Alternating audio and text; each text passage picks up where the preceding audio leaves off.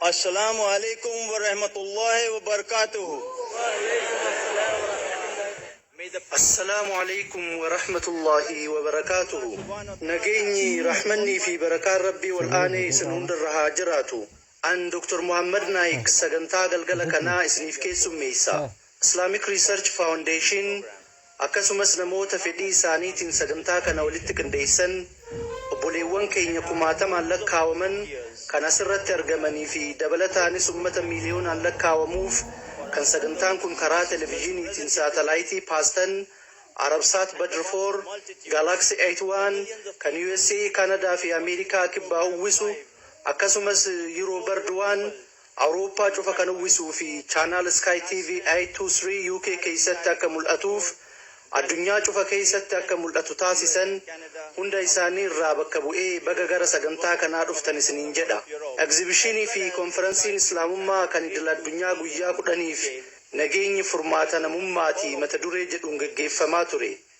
Sagantaan har'aa kun ammoo sagantaa dhaamsa kana nuuf ibsuudha. Dr. Zakir Naik isin duratti argamuudhaan sagantaa kana guutuu isaa isiniif dhiheessa. Alhamdulillah. Dr. Zakir ogummaadhaan doktora fayyaati. Waa'ee islaamummaa qabxiilee hedduu namaaf ifa godhee jira. Akkasumas hubannoo dogongoraa hedduufis Qur'aana, hadiisota sahihaa fi kitaabota amantii biroo fayyadamuun ibsa sirrii kenneera. Yaada isaatis sababaa loojikii fi dhugaa saayinsii irratti hundaa'uun dhiheessa. Amma umriin isaa waggaa 42. Dr. Zakir Naik xiinxala gadi fageenyaan godhuu fi gaaffilee hordoftoota sagantaa isaarraa xumura irratti isaaf dhihaatuuf deebisaa quubsaa kennuun beekama. Har'as haasawa isaatiin booda yeroo gaafiif deebisaatti gaaffilee keessan ni keessummeessa. Waggoota dabran 12 keessatti barumsa Indiyaa keessatti kenneen cinatti waltajjii barumsaa gurguddaa 1,200 ol biyyoota addunyaa garaagaraa keessatti qopheesseera. Simpoozeemii fi falmiiwwan garaagaraa irratti namoota bebeekamoo amantii biroo waliin hirmaateera. Sagantaawwan isaa kan milkii guddaan xumuraman keessaa falmiin inni USA keessatti Dr. William Campbell waliin mata duree Qur'aanaa fi macaafni wayita saayinsiin madaalaman jedhu kan magaalaa Chicaagoo keessatti ebla tokko bara 2000 taasise Qur'aanni argannoowwan saayinsii haga ammaa bira gahamuu danda'ame cufa waliin walsimuu isaa mirkaneesseera. Falmiin inni nama beekamaa Indiyaa Sri Ravi Shankar waliin hubannoo gooftaa Islaamummaa fi Hinduu keessatti kitaabota amantii irratti hundaa'uun mata duree jedhuun ammajjii 21 bara 2006 magaalaa Bangaaloor keessatti godhame tawhiida Islaamummaa ilma namaatiif bayaansuu keessatti sagantaa milkaa'ee ture. Turtuu keessa Sheekh Ahmad Diidaat hayyuun beekamaan amantii wal bira qabuun qoratu Dr. Zakir Naik Diidaat Plus jedhee bara 1994 jajee ture. Caamsaa bara 2000ttis kennaa takka barreeffama akkana jettu waliin isaaf kennee ture. Kun badhaasa Dr. Zakir Abdul Karim Naikiif gama da'waa fi barumsa amantaa wal bira qabuun milkiin goonfateef kan kennameedha.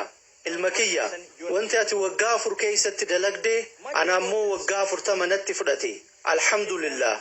Afaan Ingiliffaatiin namni amantaalee wal bira qabuun jalqaba barumsa kenne Sheekh Ahmad Diidaat ture. Dr. Zakir Naik yeroo hedduu sagantaalee fi intarviiwwan garaagaraa irratti buufataalee TV fi raadiyoo hedduu kan biyyoota garaagaraa 200 keessatti tamsa'an irratti dhihaateera. Islaamummaa fi amantii wal bira qabu irratti kitaabota hedduu barreessee jira.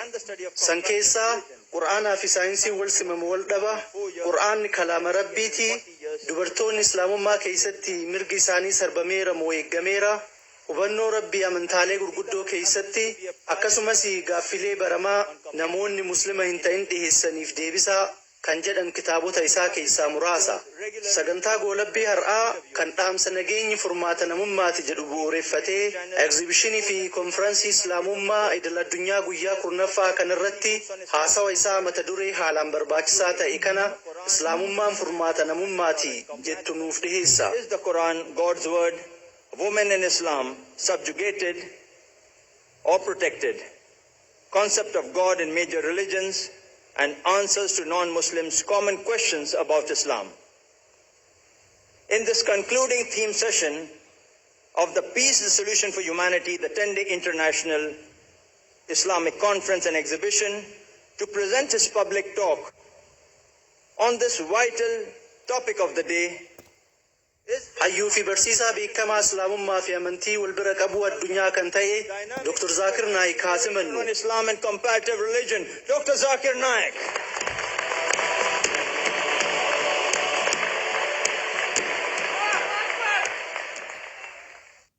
Alhamdulillah. Wassalatu wassalam ala rasulillah wa ala alihi wa sahbihi ajma'in. Amma ba'd. A'udhu billahi minash shaitanir rajim. Bismillahir rahmanir rahim. Inna ad-dina inda Allah al-Islam.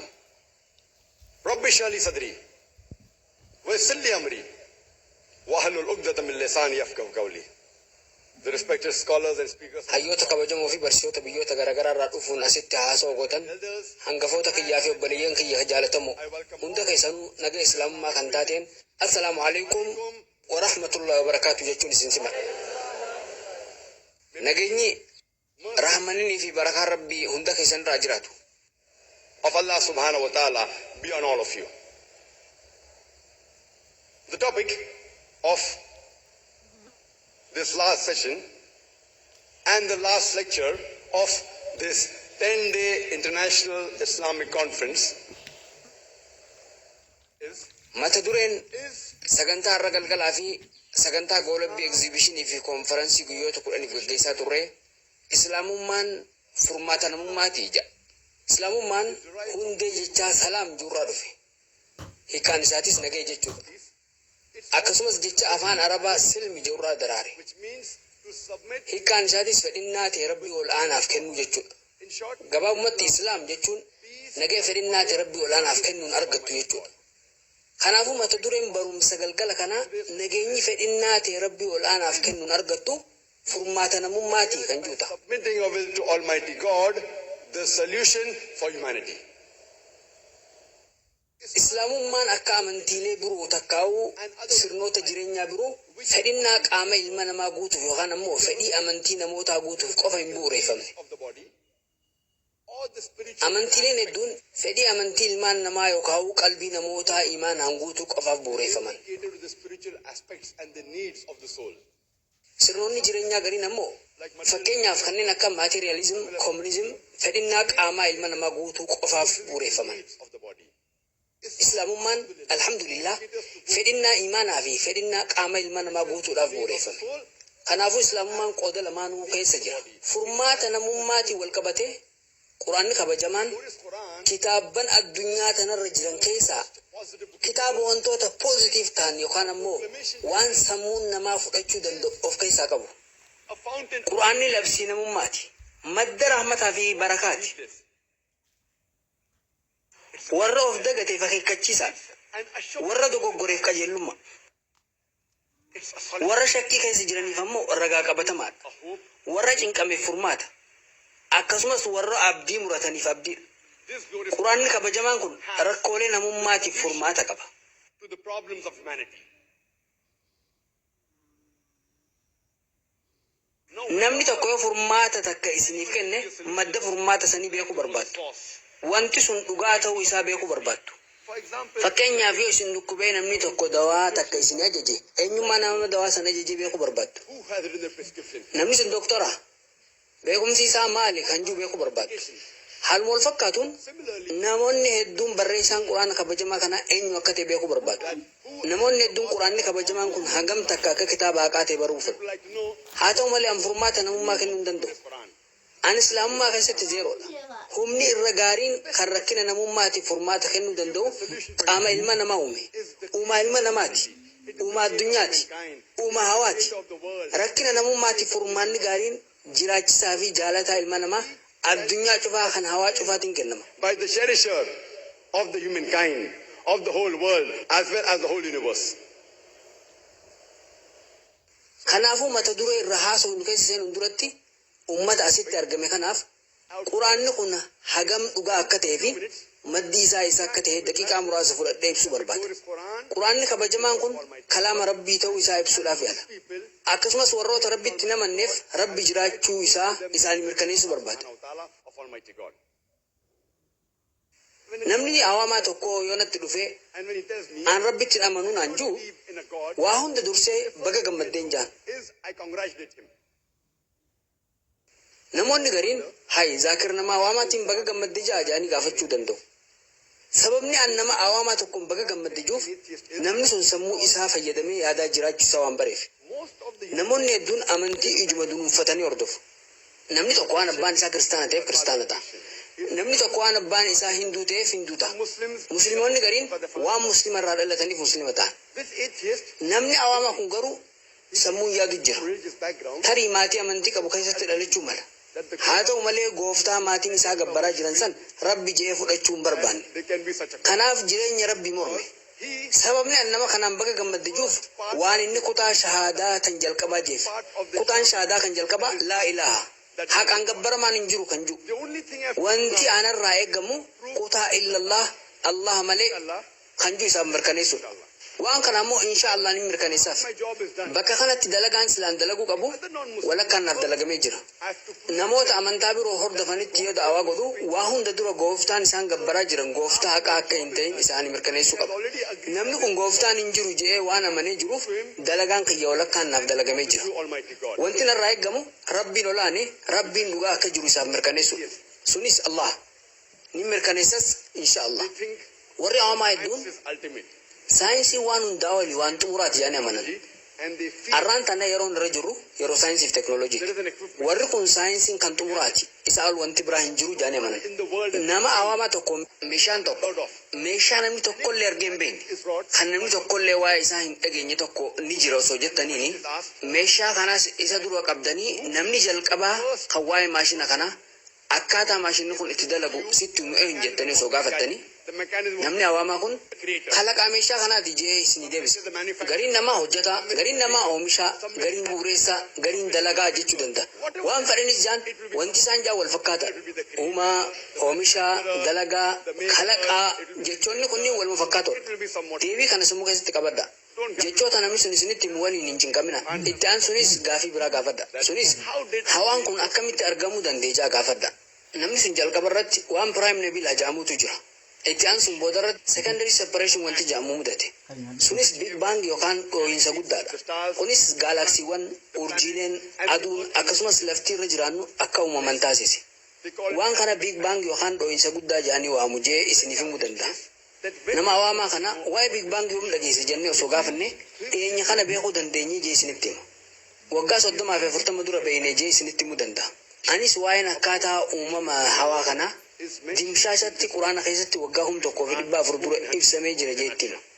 Kunis suuratul Anbiyaa suuraa 21ffaa aaya 30 irratti